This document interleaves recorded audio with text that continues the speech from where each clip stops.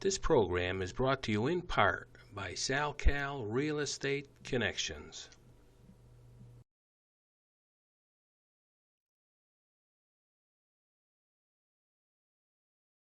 Back at the Greenwich Concours d'Elegance, and tonight's show will be dedicated to 1950s and 1960 muscle cars, as they surely have a very special spot in history. I mean, some of these cars are absolutely gorgeous, and this 1956 Mercury was just an excellent example. I'll tell you, looking at this car kind of brought me back to my childhood years, as it really was a great example, and looks like you could just turn the clock back. I mean, look at the interior in this car. It's just absolutely gorgeous. I hope that someday I could find a car like this, because it would really make me feel like I'm a young teenager again.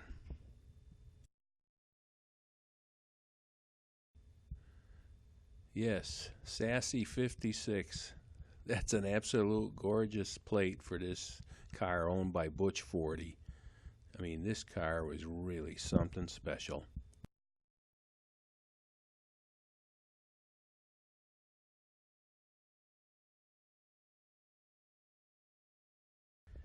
Yes, taking a close look at the interior, power steering, as it said on the steering wheel, was really a tip-off. This car was had some real accessories from the factory.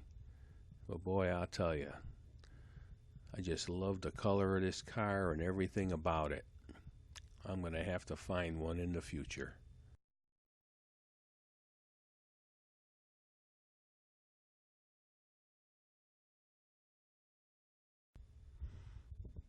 Yes, a 1955 Pontiac Star Chief in a very popular color for the year 1955 and 56.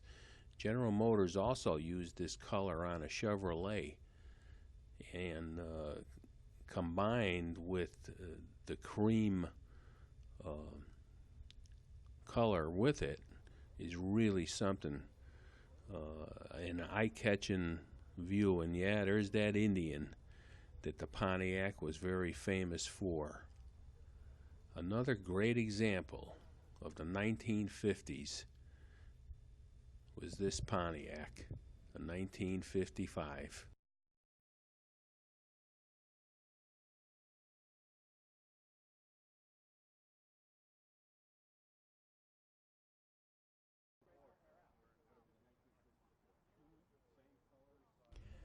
Taking a side view of the Pontiac, I'll tell you, really shows that combination of ivory and this, I call it a root beer color, but it's got its own name. Chevys used to call it Sierra Gold, if I'm not mistaken.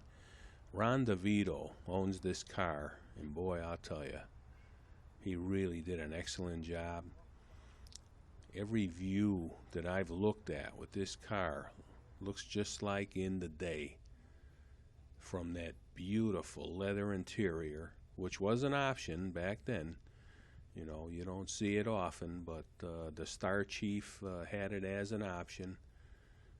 And looking at the dash really gives you a hint of what it must have been like to go to your Pontiac dealer in 1955 to take a look at one of these cars.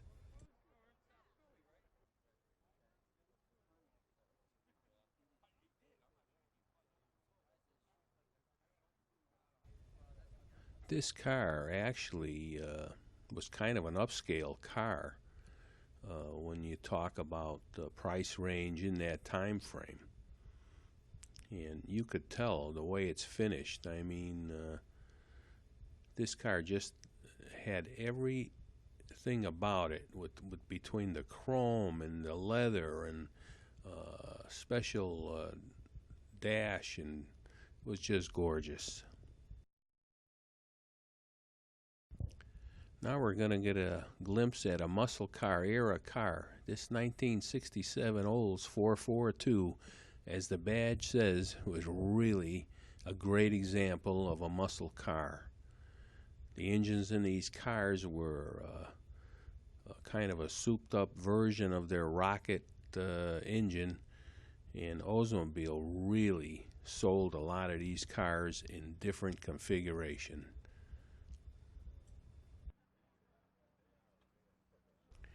Yeah, this car, owned by John and Judith Fisher, had a lot of badges. You could tell on the front grill area of different shows they've been to with the car, because believe me, it is certainly something special. And coming to Greenwich to show this car is always a special thing. When you're invited to this show, believe me, the car is usually a real piece of history. And yeah, that 442 motor snugged into this car really looks great. I mean, I didn't see anything out of place.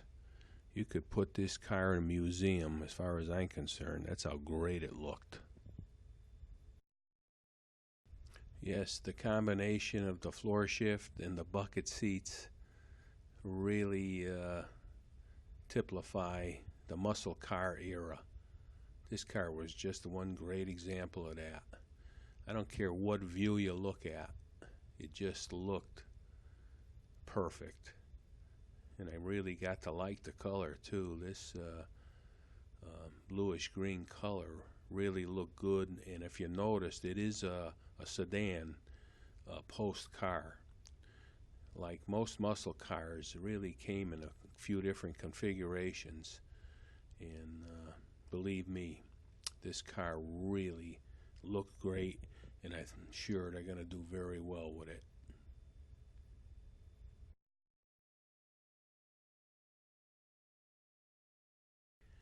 Yes, this 1969 Chevrolet Cheville SS, owned by Sal Rosito, was another great example of the cars available in the muscle car era. The Super Sport 396 in this yellow color was a popular combination with a black vinyl roof. And as you could see, another great example of what a muscle car should look like. And yeah, that 396 Chevy motor was a very popular item too. And boy, I'll tell you, looking under the hood of this car, you couldn't find a piece of dirt if you wanted to. It just looked like it came off the showroom floor. And I'll bet standing on the gas could create a lot of excitement.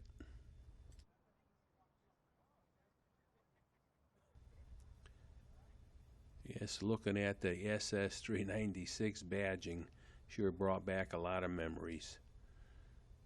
They sold a lot of these Chevilles in that time period, and the Super Sports were very sought after as collector cars, and this example of one is just outstanding. As you could see, the special wheels that came with a Super Sport and those wide oval tires really bring back the memories of these cars. The side view of it, it's just a pretty car, and I'm sure that they're going to do very well at the show today.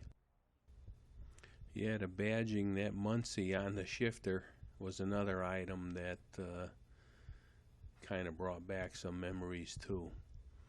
And there again, the floor shift combined with those bucket seats just typified of the muscle car era and what it stood for. Just an absolute beautiful piece of work.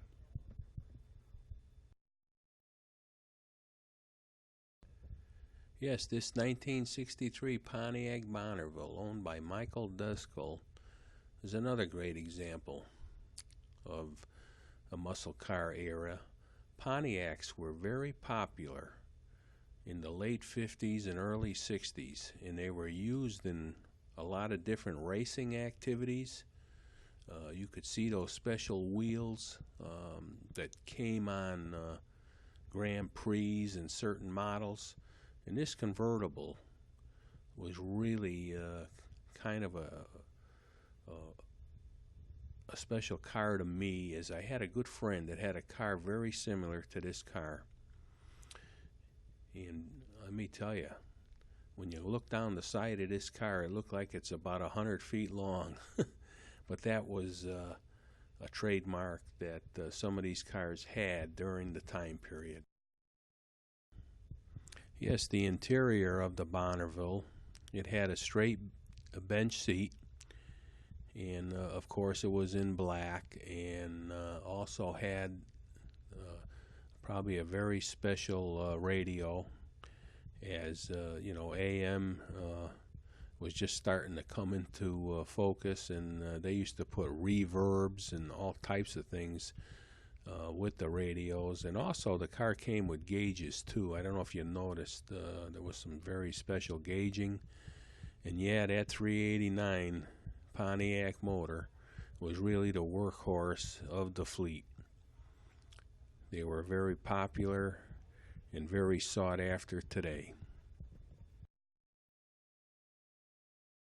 Special car that I ran across was this 1956 Chrysler Southampton, owned by John White. And let me tell you, this car had some features in it that you're going to find very, very interesting. And the color combination just looks like 1950s all the way. That pink and white, and those special wheels the car had too, with spoke wheels. Believe me, this car was gorgeous. Yeah, that Imperial badging gave it away. And I have to believe they really didn't sell too many of these cars, because I really don't run across them very often. And the condition of this car was just like right off the showroom floor. I mean, it was absolutely flawless. And yeah, that's when you started seeing some of those tail fins. And yeah, looking down the side, it looks like it'll go forever. But boy, I'll tell you, this car was really something special. And it really has some real great features. Yeah, that's an actual record player in this car. It was an option, and I believe that they came from Europe, actually, as it's very special. You just do not see them all the time. The interior of this car looks just like in the day. You know, just absolute gorgeous piece of work. And boy, I'll tell you, this car looks like you could turn back the clock. And speaking of clocks, yeah, that's a clock in the middle of the steering wheel. When did you ever see that? And another great feature, yeah, the jukebox drive, I like to call it. The push button drive, you know, selector system was another trademark of Chrysler in the early years. Just a beautiful car.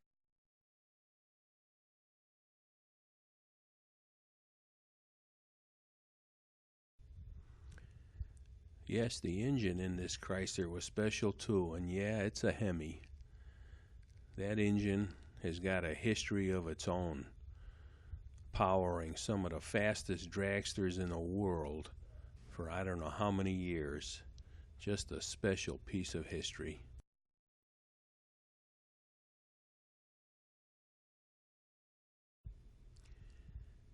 Yes, we come across a 1961 Cadillac owned by Michael Conforti in the silver color that really was really an elegant piece of machinery. These Cadillacs were popular in the day, and yeah, rock and roll was too. As you could see, the poster there with some of the famous people in rock and roll. Yeah, this 1961 Cadillac really typifies of what that time period was all about.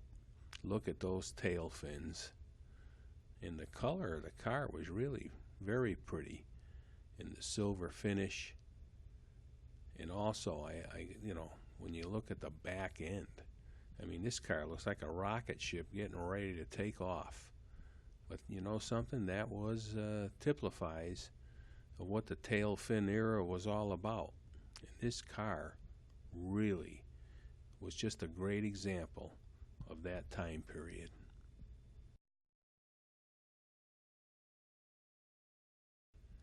As we look at the interior of the car, it had a red interior that was leather and really beautiful.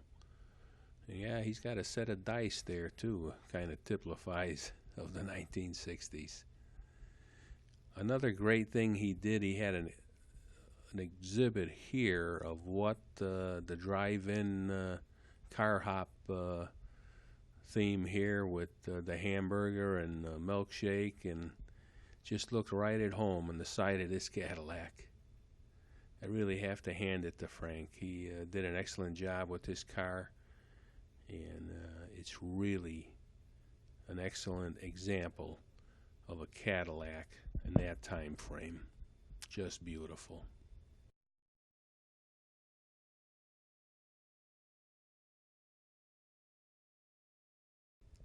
When you talk about 1950 cars, let me tell you, it almost automatically comes to mind a 1957 Chevy. And this example was really something special. The car just looked like it was brand new in that blue color. And yeah, that Bel Air badging sure looks familiar. It had a pair of skirts on it, and was just an absolute joy to see this car. Brought back those teenage years, and let me tell you, they really must have some fun with this car. Being a convertible, and with that V8 engine that Chevy had, the 283, was a very special combination. Just an absolute great example of what these cars look like.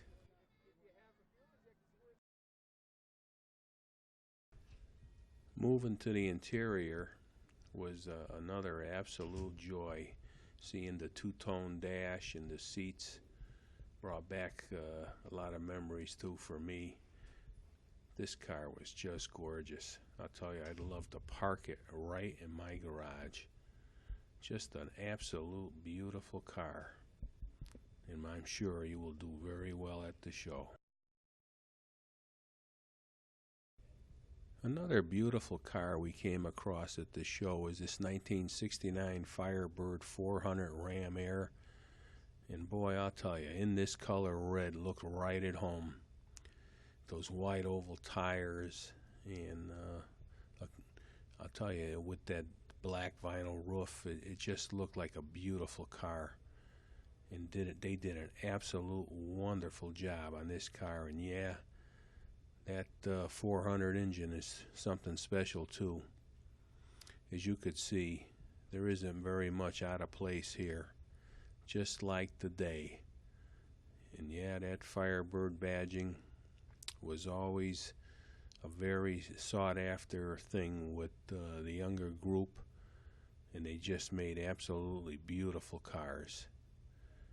And as you could see, the Indian there, the Firebird, really made this car look great. The spoiler on the back, just like the day.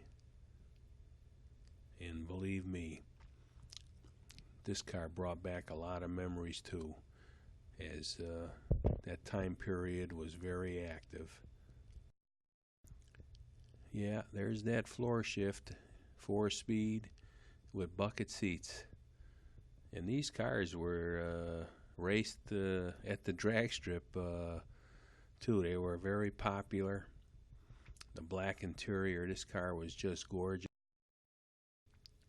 Every now and then you come across some cars that are really something special, And let me tell you, this Duesenberg we came across was just outstanding. I mean, it had a finish on it like I've never seen before. And judging by the side view with the wire wheels and the exhaust, I mean, it just looks like, you could fit it in the Great Gatsby Museum with no problem. I mean, this 1929 Duesenberg had all the looks of something that I have never seen before. Just an absolute beautiful, gorgeous car that you just don't see every day. This show here at Greenwich really brings out some very special automobiles. As you could see, part of this car looks like wood grain. I mean, that's how special that paint job was. Just an absolute beautiful car, and the interior was just the same.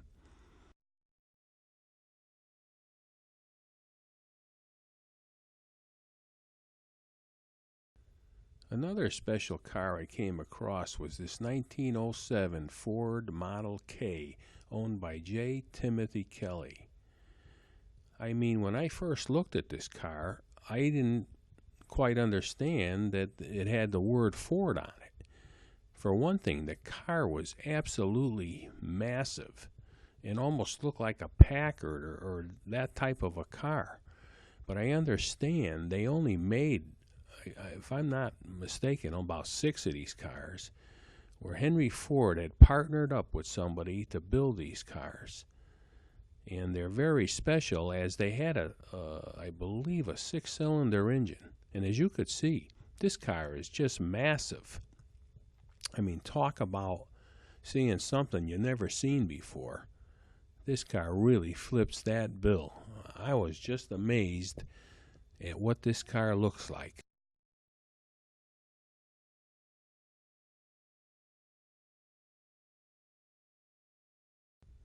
Looking at some of the detail of the car was really unbelievable.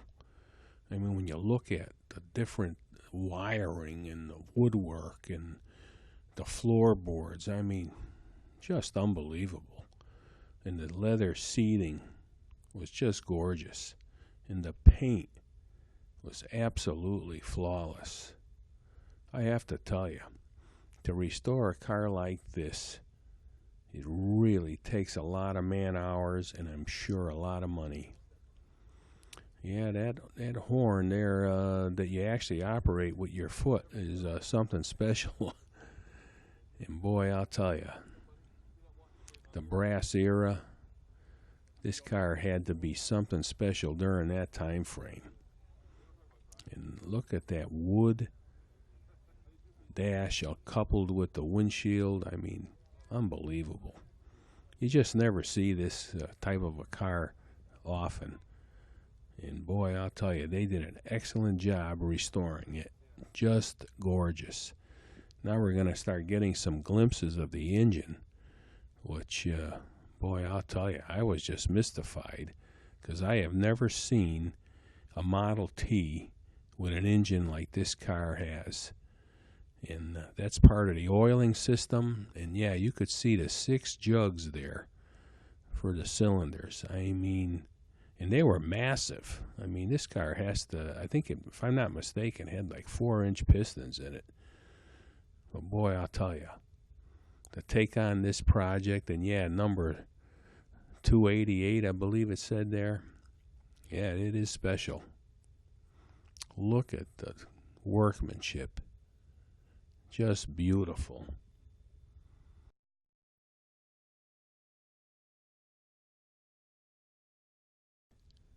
Well, we near the conclusion of the show, and I hope everybody has enjoyed it as much as we have producing it, as we give you some views of the site here in Greenwich where the show is held. Just an absolute gorgeous spot. And boy, yeah, I'd love to be on that yacht over there. I'm sure that that yacht must have a lot of good times going on. Just beautiful. I want to really thank Bruce Winterstrom for all the great things he does. And yes, we certainly miss Ganya, who had passed away. She was just a great person, and her tradition is being carried on, as this show is really something special.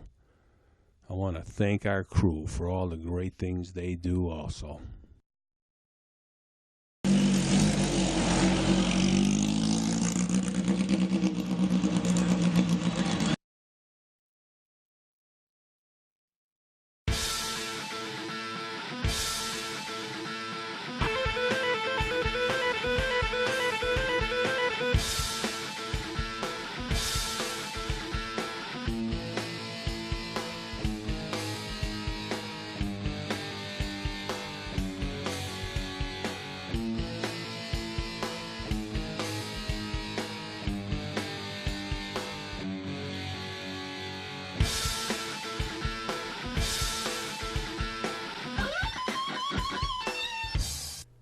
This program is brought to you in part by SalCal Real Estate Connections.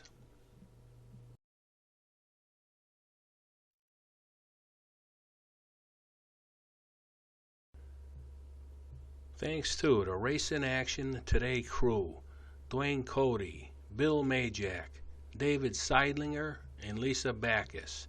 And also we want to thank our home station, Nutmeg TV, for all their support and all the great things they do.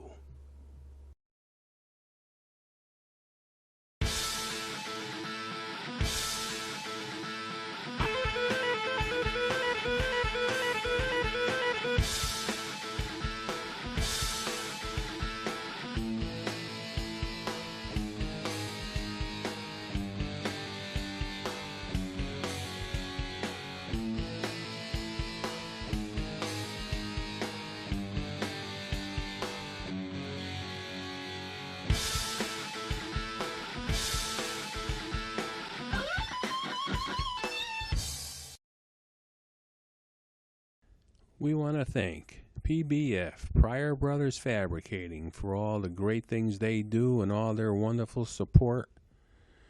And also we want to thank Just Results Weight Loss Center in Bristol, Connecticut, for all their support and all the great things they do back at their shop. And last of all, we want to thank Mangelo's Wood-Fired Oven Pizza in Watertown, Connecticut, for all the great things they do. And also we want to thank them for the wonderful support they give us. And please tune in next week for the next episode of Racing Action Today.